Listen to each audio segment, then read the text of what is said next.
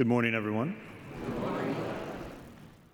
Christ in the gospel today keeps mentioning a little while. It's a simple phrase, but in the gospel there's many layers of meaning to it.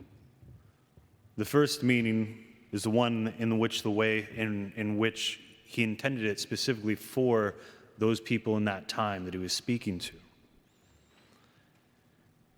And that was in direct relation to his crucifixion, his death, and his resurrection. The second way is the way that we do not see him physically here and now. There is no person of Christ right there in the middle of us where we can see him and touch him in the same way they could 2,000 years ago. And so we have to see him through the eyes of faith. We see him in the Eucharist, on the altar every single day. We see him in Scripture. We see him in our neighbor. And lastly, we have what's called the eschatological sense, or the sense of the end times. So what does it mean in that sense? And for that, it means that he will come again in glory to judge the living and the dead.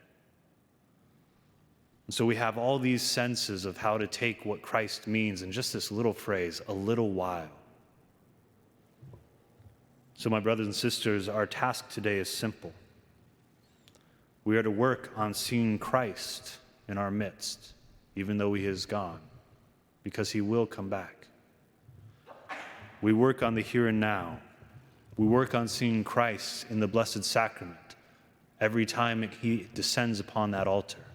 We work even more profoundly to see Christ in every single person we meet, despite how difficult that can be. And so I want to leave you with one of my favorite quotes from C.S. Lewis. He says, "Next to the Blessed Sacrament itself, your neighbor is the holiest object presented to your senses."